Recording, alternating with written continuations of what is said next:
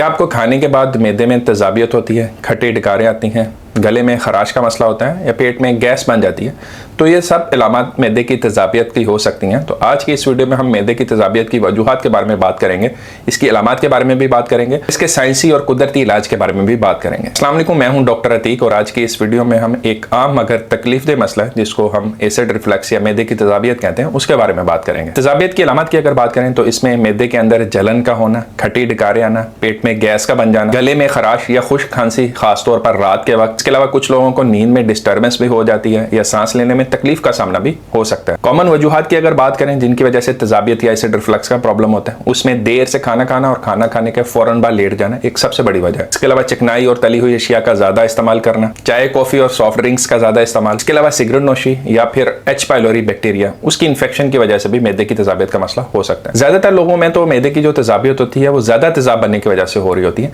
लेकिन कुछ लोगों के अंदर कम तेजाब बनने की वजह से भी मैदे की तेजाबियत का मसला हो सकता है। इसको हम हाइपोक्लोरहाइड्रिया कहते हैं। तमाम मसाइल में खाना सही तरह से हजम नहीं होता और तेजाब जो है वो खुराक की नाली के अंदर आता है, जिसको हम रिफ्लक्स कहते हैं, जिसकी वजह से फिर ये सारी मैदे की तेजाबियत की अलामत आ रही होती हैं। इसके साइंसी और कुदरती इलाज के बारे में बात करते हैं। अमेरिकन कॉलेज ऑफ गैस्ट्रोएंटरोलॉजी के मुताबिक सबसे ज्यादा जो कॉमन मसला होता है मैदे की तेजाबियत का, वो खाने के बाद फौरन लेट जाने की वजह से होता है। इसलिए रात का खाना आप खाने से 2 से 3 घंटे पहले खाएं और खाने के बाद कम से कम 2 से 3 घंटे लेटने से परहेज करें। सेकंड टिप ये है कि आप खाने को थोड़ा थोड़ा दिन के अंदर डिवाइड करके खाएं। अक्सर लोग दिन के अंदर 3 बड़े मील्स लेना पसंद करते हैं, उसकी बजाय आप खाने को 4 से 5 हिस्सों में भी डिवाइड कर सकते हैं। हर दफा जब भी खाना खाएं भूख रख के खाना खाएं, एक हिस्सा खाने के लिए, एक पानी के लिए और एक हवा के लिए खाली छोड़ दें। अगर आप अपने मैदे को खुराक से आखिरी हिस्से तक भर लेंगे तो उससे फिर जो है खुराक हजम करने में भी मुश्किल होती है, तेजाब ज्यादा पैदा होता है और आपकी जो खुराक की नाली का आखिरी हिस्सा होता है वो भी वीक होता है, जिसकी वजह से फिर रिफ्लक्स का प्रॉब्लम होता है। अब कुछ ग़िज़ाओं के बारे में बात करते हैं जिनके इस्तेमाल से आप मैदे की सोजश को, मैदे की तेजाबियत को कम कर सकते हैं। इसमें जो सबसे ज्यादा जिस पे स्टडी हुई है वो अदरक है। अदरक के अंदर जो जिंजरोल होता है,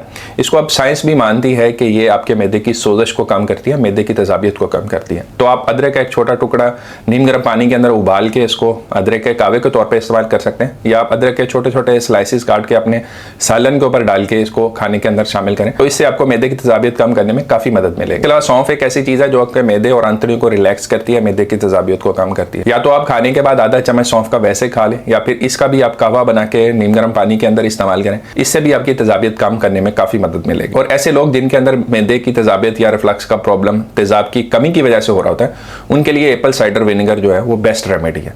आप 1 चम्मच एप्पल साइडर विनेगर का नीम गर्म पानी के अंदर डाल के सुबह खाली पेट पी लें, या कभी भी खाने से आधा घंटा पहले इसका इस्तेमाल कर सकते हैं। आप दिन के अंदर 1 या 2 बार एप्पल साइडर विनेगर का इस्तेमाल करें, इससे जो आपके मैदे के अंदर तेजाब पैदा हो रहा है उसको बैलेंस करने में मदद मिलती है और ये भी आपकी तेजाबियत के मसले को हल करने में काफी मददगार साबित हो सकता है। सप्लीमेंट्स की बात करें तो मैग्नीशियम और जिंक कार्नोसिन ऐसे सप्लीमेंट्स हैं जो कि मैदे की तेजाबियत में काफी ज्यादा इफेक्टिव है। मैग्नीशियम और जिंक के नेचुरल सोर्सेज की बात करें तो ये बादाम के अंदर, केले के अंदर, पाले के अंदर, कद्दू के बीजों के अंदर पाए जाते हैं। तो अपनी डाइट में शामिल करके आप मैग्नीशियम और जिंक कार्नोसिन हासिल कर सकते हैं, या फिर आप बाजार से मैग्नीशियम या जिंक कार्नोसिन के सप्लीमेंट्स भी हासिल कर सकते हैं। ये भी आपके मैदे की लाइनिंग्स को हील करने में मदद देते हैं, तेजाबियत के मसले को कम करते हैं। इसके अलावा भी मैग्नीशियम और जिंक के काफी सारे फायदे हैं। मैग्नीशियम के फायदे के बारे में मैं ऑलरेडी एक वीडियो बना चुका हूँ, उस वीडियो को भी आप जरूर देखिए। तेजाबियत नो डाउट एक बहुत ही कॉमन और संगीन मसला है जिसके लिए बहुत सारे लोग बहुत सारी दवाइयों का इस्तेमाल करते हैं, बहुत सारे पैसों का इस्तेमाल करते हैं और इसके लिए बहुत ही कॉमनली एक ड्रग जिसको PPI कहा जाता है वो इस्तेमाल होती है। लेकिन अगर आप इन आदात के ऊपर, इन नेचुरल रेमेडीज के ऊपर अमल करेंगे तो आपके पैसे भी बचेंगे और आपकी दवाइयों से भी जान छूट जाएगी।